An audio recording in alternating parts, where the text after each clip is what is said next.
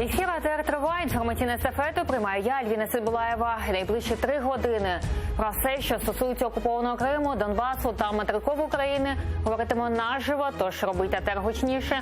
Нам є про що розповісти. Рада працює, скоротила суддів, каратиме прогульників і ділить державні гроші. Реакція нардепів неоднозначна. Кремль наразився на несподіванку. Україна висунула умови щодо виконання мінських угод. Російський пропагандист вільно прогулявся Києвом. Куди дивиться СБУ? Вітаю всіх, хто долучився до прямого ефіру телеканалу АТР, і рада представити наших гостей. Андрій Смолій, блогер та політичний експерт. Вітаю вас. Доброго вечора. І Леонід Ємець, народний депутат України 8-го скликання. Вітаю вас. 7-го теж. І 7-го теж. І 7-го теж. Окей.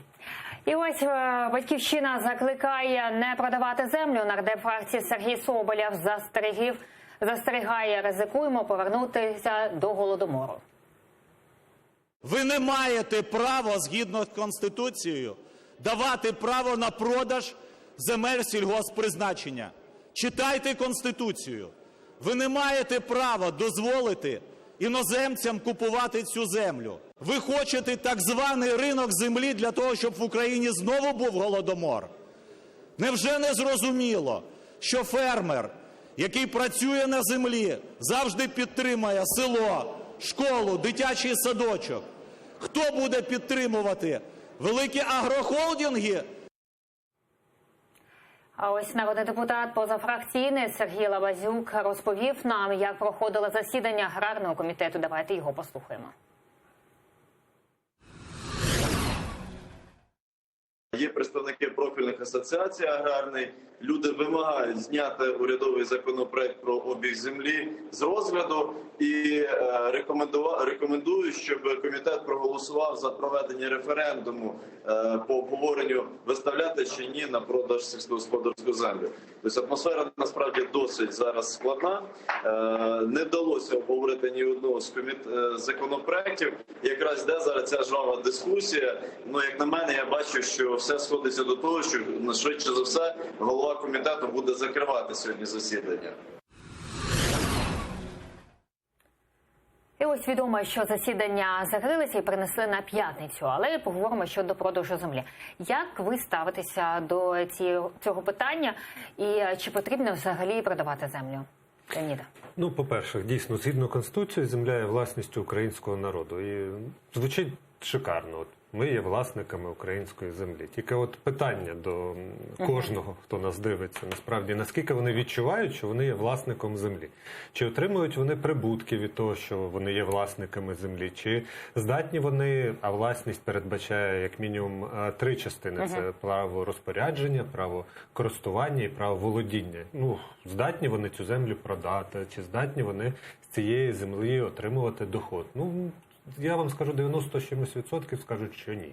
А ті, які реально сидять на землі, заробляють з неї і є тими, хто живиться з цієї землі, якраз от у них позиція дуже неоднозначна. Вони хочуть дійсно землею володіти і мати можливість нею розпоряджатися, в тому числі і право її продати на свій власний розум. Але тут важливо розуміти, що таке бажання окремого селянина розпоряджатись власною землею – це його особисті інтереси.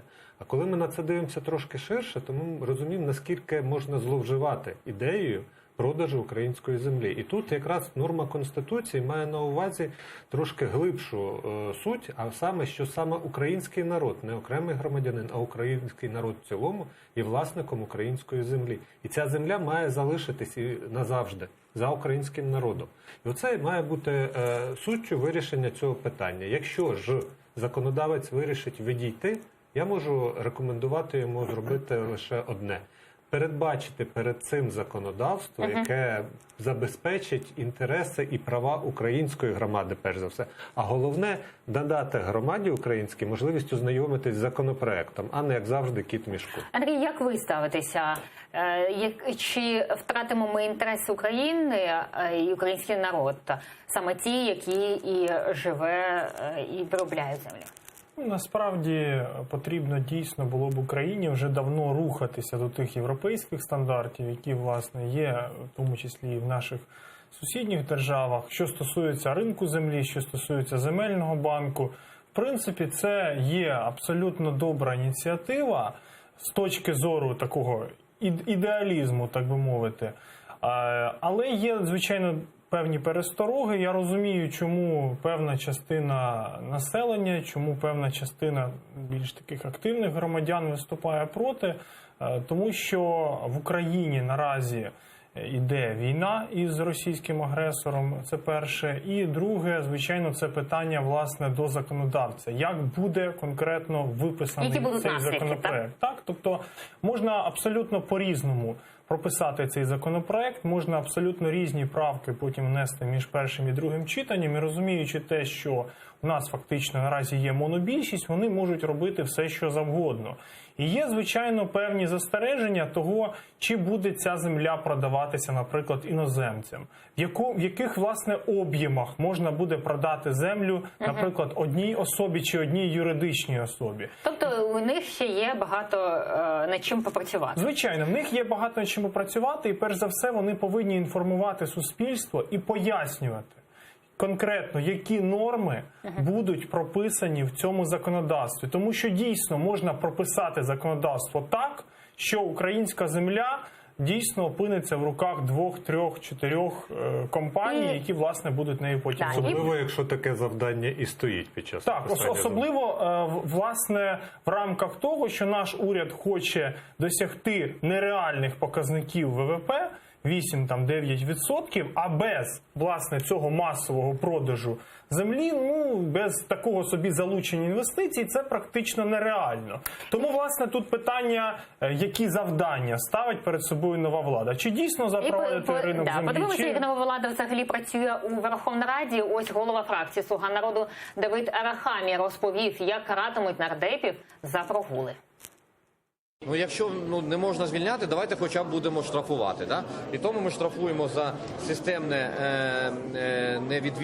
якщо людина не відвідує системно, якщо він не тільки тут, в залі, а в тому числі і на комітет не ходить. Ми хотіли навіть кримінальну відповідальність, але не знайшли погодження в наших рядах. Леоніде, ви як депутат 7-го і 8-го скликання, скажіть, як ставитеся до покарання? Так, по-перше, я дійсно хочу, щоб влада, нова, стара, майбутня влада зробила для нашої країни такі умови, щоб ми стали цивілізованою європейською країною.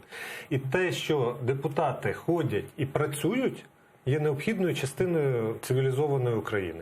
Власне, але що ми бачимо в Україні? Бачимо пусті зали, і я був одним із тих, хто пропонував ряд рішень, і рішень дієвих. Я зараз розкажу, яких, на відміну від того, що от зараз ми почули, тому що навіть той закон, який сьогодні прийнятий, про штрафи за прогули, це фікція. Тут, чесно кажучи, це таке враження, що з нас роблять ідіотів, тому що намагаються українському суспільству продати те, що не має жодного сенсу. Депутатів залякати штрафами? Хтось в це вірить. Я отримував заробітну плату і під час цього розписуєшся в такій бухгалтерській книжці.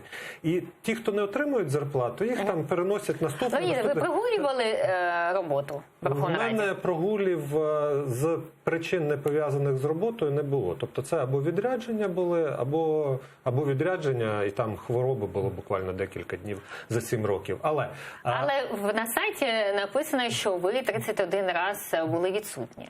Власне, за 7 років, 31 день, це всі Ось ми бачимо зараз на екрані. Всі ці дні мали абсолютно офіційні пояснення. Це, я ж кажу, або були пов'язані з відрядженнями, або з хворобами. Власне, За 7 років 30 днів назбиралося, мабуть, довідку якусь не доніс, але питання в тому, що Чи треба карати, так чи ні? я запропонував закон, за яким запропонував, що депутатів-прогульників треба не штрафами карати, а виправними роботами, адміністративна відповідальність.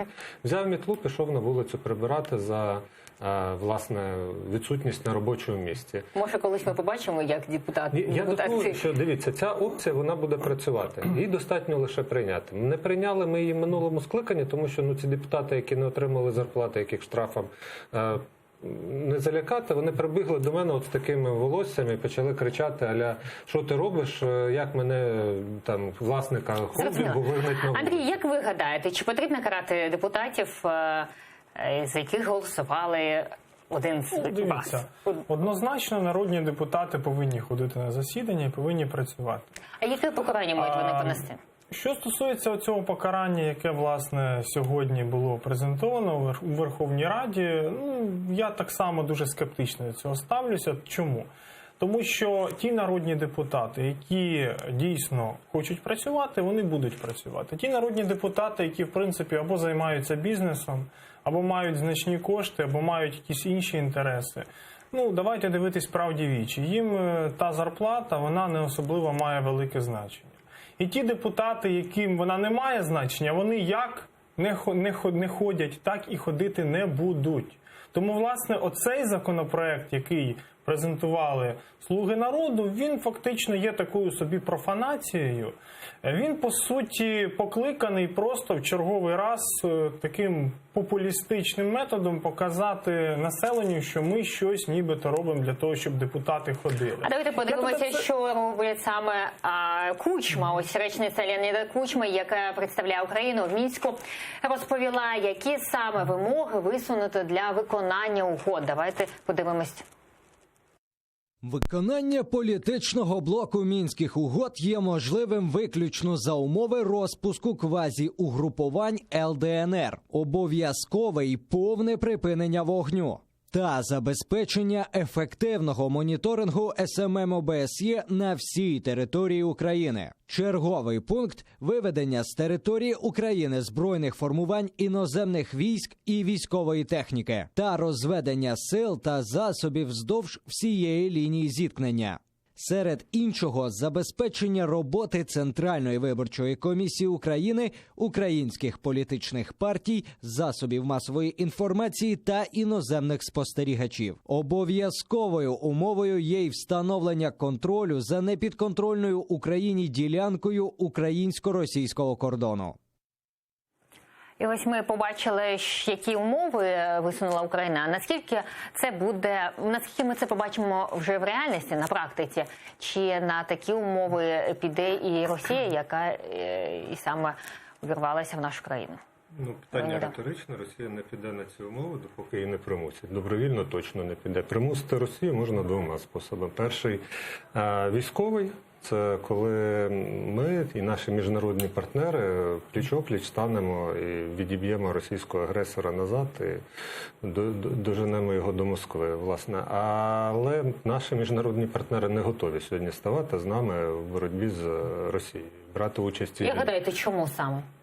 Тому що вони не готові віддавати життя власних громадян для того, щоб захистити проблеми, які вони вважають, що не є для них проблемою. Хоча ми їм намагаємося донести, що метою Росії точно не є лише Україна. Вони хочуть зруйнувати світовий порядок, ситуацію, за якою маленька країна має ті ж самі права, що велика країна, незалежно від того, чи є ядерна зброя, скільки у них солдат, грошей і все інше. А вони хочуть, щоб вони мали більше прав, ніж Україна, Швейцарія або якась там інша невеличка, як вони вважають, країна, яка не заслуговує на такі ж самі права, як і Росія. Власне, над цим вони і працюють. Наші міжнародні партнери не те, що не бачать цієї загрози. Просто вони мають свої інтереси. Вони мають бізнес з Росією. Північний потік-2 – це один із найвеличезніших бізнесів цієї планети. І дві країни, як мінімум Франція і Німеччина, беруть в ньому безпосередню участь як партнери Росії. Тому думати, що хтось прийде і буде просто з меценатства і з віри в демократичні цінності боротися з Росією, так не буде. Але ми маємо вести іншу частину боротьби, дипломатично.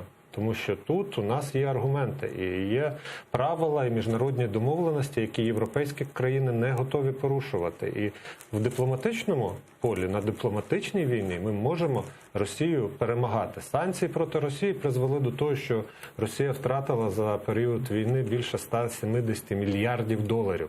Навіть Росія не здатна довго тримати такий удар. Ви бачите, що у них сьогодні економіка, м'яко кажучи, на спаді, що соціальні проекти у них зупиняються, що це не призводить, звичайно, до падіння рейтингу такого або вибуху соціального, але ми бачимо, що невдоволення політикою Путіна у них присутнє. Просто це подавляється фізично за допомогою їхніх спецслужб. Але тут дипломатія працює. І в цьому напрямку ми маємо використовувати всі наявні ресурси і дипломатичні, якщо у нас немає військових. І ось Ірина Геращенка, співголова фракції «Європейська солідарність», вітає таку позицію представників України в тристоронній контактної групи у Мінську. Давайте послухаємо її.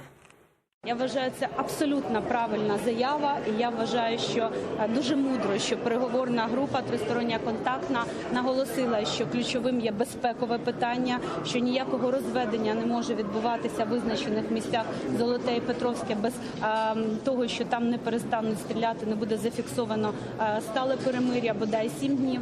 Так само дуже важливе в контексті вчорашнього позиції української сторони Мінську є те, що наша група заявила, що Росія має негайно вивести свої війська, що мають бути розпущені псевдооргани цих так званих псевдореспублік, що має там бути просто припинено входження рубля. А ось нардеп від «Слуги народу» Богдан Яременко заявив, що сподівається на створення дорожньої карти на зустрічі глав держав Нормандської четвірки. Давайте послухаємо і його. Президент Зеленський залишається відданий ідеї мирних переговорів щодо припинення кровопролиття на Донбасі. Це план А, він не змінюється. Україна буде далі докладати всі можливі зусилля для того, щоб мирні переговори були ефективними.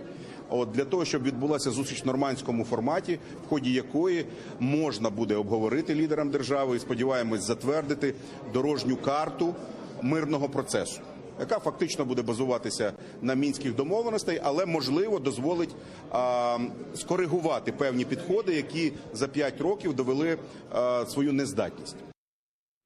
Ось ми почули і представника від «Слуги народу».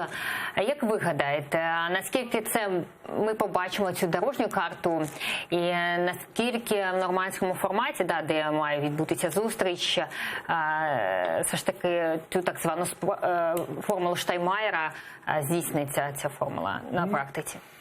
По-перше, треба взагалі привітати українську групу у Мінську в тому, що нарешті вони виставили, власне, якісь вимоги. І я думаю, що це зв'язано з тим, що в Україні вже протягом кількох тижнів тривають протести проти формули Штайнмаєра, проти здачі українських інтересів. І, власне, нарешті українська сторона все ж таки відкоригувала свою позицію і почала, власне, цю позицію показувати. Зараз у нас телефонний зв'язок. Марина Бардіна, заступник голови комітету з питань зовнішньої політики Верховної Ради. Вітаємо вас, пане Марина. Доброго вечора. Пані Марина, ви вже чули умови української сторони. Як ви ставитеся до нього і наскільки це ми побачимо вже на практиці, що російські війська відійдуть від окупованого Донбасу? Власне, це ті умови, про які і говорив президент.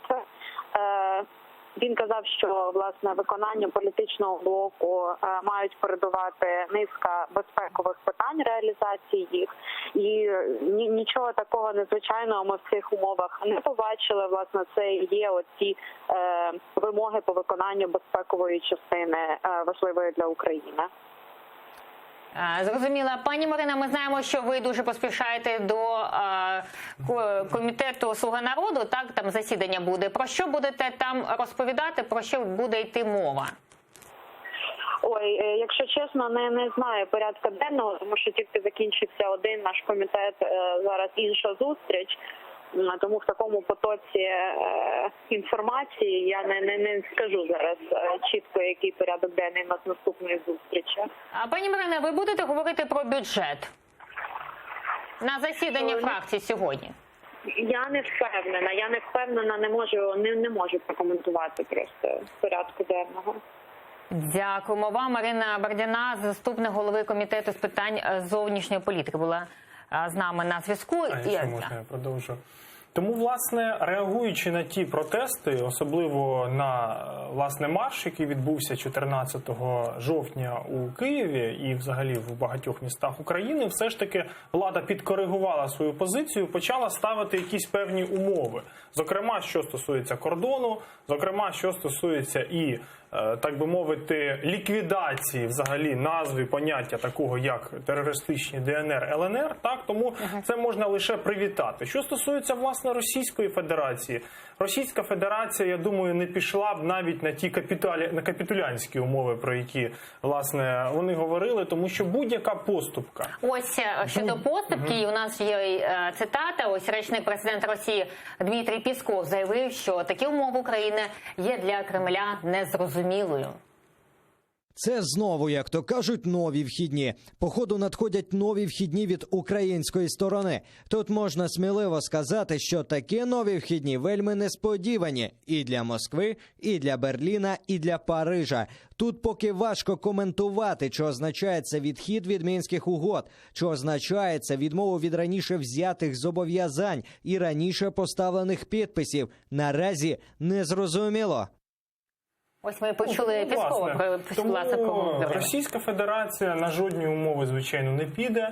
І навіть якщо Україна буде йти на максимальні компроміси, навіть на здачу якоїсь частини своєї території, Російська Федерація, держава-агресор, ніколи цим не обмежиться. Тому що Росії потрібна, по суті, вся Україна. Росії потрібна дестабілізація тут, в нашій державі. Росії потрібно, щоб Україна знов розвернулася на 180 градусів у сфері впливу Леоніде, агресора. як ви гадаєте, чи сьогоднішня влада буде змінювати курс український? Він буде більше, скажімо, співпрацювати, спілкуватися з країною-агресоркою, ніж попередня влада, яка була дуже жорстокіше ставилася до Росії? Це точно не те, що називається зовнішньополітичним курсом. Він у нас визначений, прописаний в Конституції. Ми маємо курс на інтеграцію в Європейський Союз і на співпрацю з НАТО, бажано в якості члена повноцінного цієї організації. Це наш зовнішньополітичний курс.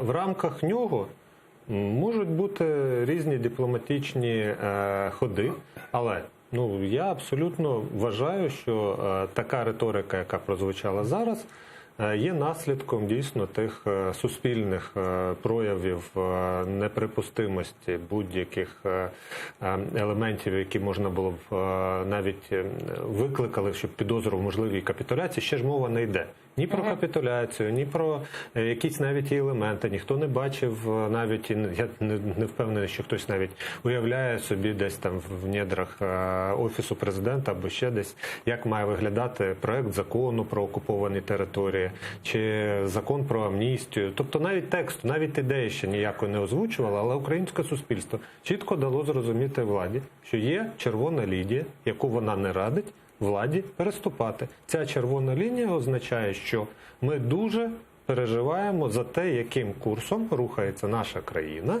і не припустимо відійти від курсу нашої самостійності, територіальної цілісності і захисту кожного нашого громадянина, включаючи тих, які живуть на окупованих територіях і Криму, і Донбаса. Ми не припускаємо навіть ідеї, що цих людей можна подарувати і відкупитись їх життями і долями заради нашого власного спокою. Тому що визнати таке – це розписатися про те, що ми як люди втратили моральні якості, а держава перестала виконувати свої основні функції. І щодо основних функцій, ось сьогодні 2 із 7, каже президент Зеленський, який розповів, що в Золотому вже 2 дні не лунають постріли. Давайте послухаємо, що сказав Зеленський. 7-денний строк тиші – це не новина для України і для всіх учасників тристоронньої групи засідання у Мінську. Тому ми будемо чекати на 7 днів тиші. А для нас ознакою є це ОБСЄ, яке повинно сказати, що так, 7 днів не було пострілів. На сьогодні я знаю, що 2 дні вже у нас тиша, будемо вірити, будемо чекати, що 7 днів буде тиша, і тоді ми можемо говорити про відведення. Ось ми почули Володимира Зеленського, але ми маємо інформацію і щодо операції Об'єднаних сил, так, що в районі Золотому великокаліберний кулемет був, це вчора, і сьогодні гранатомети були. Ми бачимо, Зеленський каже одне, ООС каже інше. Як ви ставитеся до відведення українських військ від території, яка дуже напружена зараз особисто? Леоніде. Відведення можливо лише в якості двостороннього заходу і з метою реалізації інших, більш стратегічних заходів. Тобто, якщо ми говоримо зараз про це, це точно не самоціль. Тобто відведення – це має бути демонстрація певного стратегічного курсу. А от що це за курс, на зараз ми не можемо навіть обговорювати, бо у нас немає розуміння цього. Тобто, що таке просто відведення? Це насправді ні про що. Якщо мовою йде про те, що далі після цього російські війська дійсно залишають ці території, терористів роззброюємо, проводимо верифікацію їх відсутності і беремо під контроль цю територію, включаючи кордон з Росією, це одна історія. Якщо мова йде про те, що це якийсь тимчасовий захід з метою припинення обстрілів і, відповідно, смертей наших солдат, це інша історія. Якщо мова йде про те, що це є просто політичний піар-хід, це зовсім третя історія. Тому на сьогодні для нас всіх важливо для себе зрозуміти, що відбувається. А владі, я б дуже рекомендував допомогти нам зрозуміти це як можна швидше, бо нерозуміння породжує страх, страх породжує агресію, а агресія ні до чого хорошого не доводить. Пане Андрій, як ви ставитеся? По-перше, що інформація дуже різна, так, у президента, у ООС інша, і до відведення військ. До чого може призвести це і які можуть бути наслідки? У нас, на жаль, згідно з цією інформацією, таке враження, що штаб ООС і президент України знаходяться трошки в інших реальностях, тому що насправді і 15 жовтня, і 16 жовтня були повідомлення, власне, по обстрілу по всій лінії розмежування, це по-перше, а по-друге, в тих 2 ділянках, на яких нібито має відбутися оце розведення. Тому, власне, ні про яке розведення наразі взагалі мова не може йти до того моменту, поки російсько-окупаційні війська і бойовики не перестануть обстрілювати українські позиції. Що стосується, власне, моєї позиції, то я, наприклад, взагалі проти того, щоб українські війська кудись відходили із своєї землі. Власне, я думаю, що окупант, Російська Федерація, має вийти саме з території України, з окупованих районів Донецької та Луганської областей, і тільки після того може йти якась мова про взагалі будь-які вибори чи дії на цих територіях. Тому що виходить так, що це ті території, які кров'ю фактично і величезними людськими втратами були утримані нашими військовими. Тому я все ж таки хотів би, щоб влада на це зреагувала і розуміла, що будь-яке відведення, яке може зрештою в кінцевому випадку призвести і до людських жертв, і до втрати території, воно буде надзвичайно негативно сприйняте українським суспільством. І ось в коментарі телеканалу АТR народний депутат від фракції «Голос» Святослав Вакарчук розповів, чи розділяють питання Криму, Донбасу в процесі деокупації. Давайте його послухаємо. Для нас питання Донбасу і Криму одне від другого, я би сказав, вони є невід'ємними обидва, і ми їх не розділяємо один від одного. А як гадаєте, влада розділяє? Я думаю, що наразі у влади, просто зважаючи взагалі на ту всю інформацію, яку ми мали останні кілька тижнів, було чи навіть досі є бажання досягти оцього миру за будь-яку ціну. І тому, власне, і почалися розмови, форсування розмов про формулу Штайнмаєра. Тому, власне, настільки форсується питання розведення військ. Леоніде, як ви бачите з свого боку, чи розділяє влада? Влада не має вибору. Вона не може прийняти рішення про те, щоб подарувати Крим Росії. Це неприпустимо, і це не буде визнано ніколи українським народом. І це призведе до зміщення, відповідно, такої влади, як нелегітимної.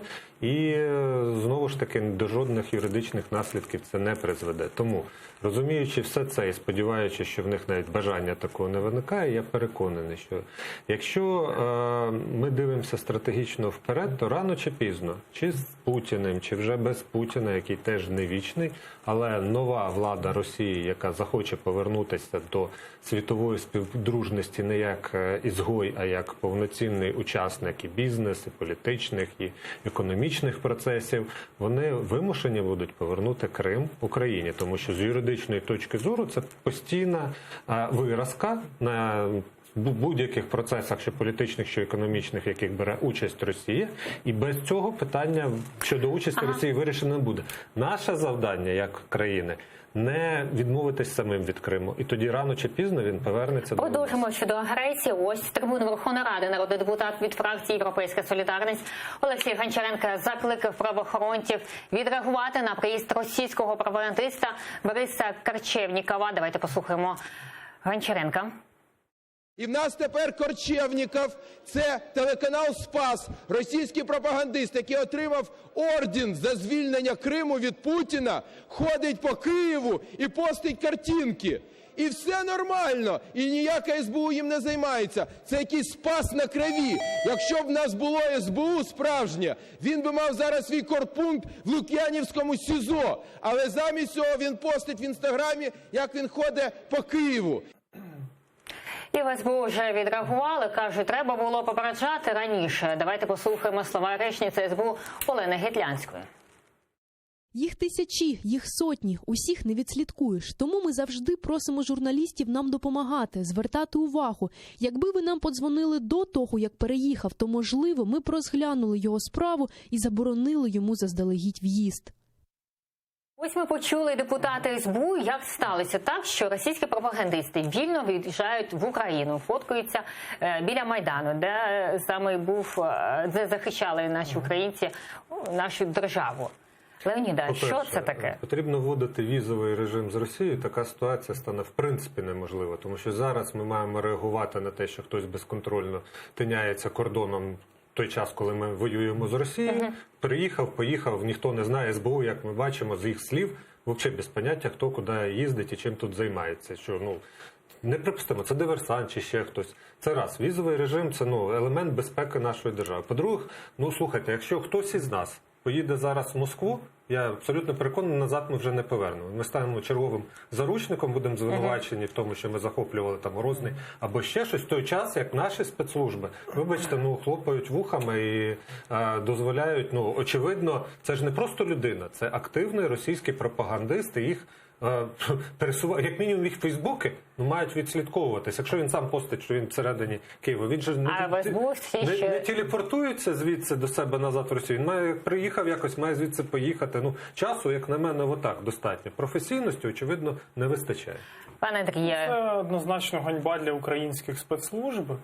Тому, коли такі особи взагалі приїжджають на територію України, ми знаємо практику, що протягом останніх 5 років Служба безпеки, власне, забороняла разом з Мінкультом цілій низці, власне, російських і пропагандистів, акторів, музикантів їзд на територію України. Але зважаючи, що зараз у нас влада діє в контексті того, що був повернутий, наприклад, Федір Добронравов з серіалу «Свати» на українські телеекрани. Тому я думаю, що це все відбувається в контексті зараз так званого культурного потепління з Російською Федерацією. Андрій Смолій, блогер, політичний експерт, та Леонід Ємець, народний депутат України 7-го і 8-го скликання. Дякуємо, що були з нами. Далі ефір телеканалу ЕТР продовжує випуск «Заман». Нагадаю, що найцікавіші фрагменти з ефіру ви можете передивлятися на нашому YouTube каналі. І вже за 20 хвилин повернуся до цієї студії. Дякуємо, що довіряєте.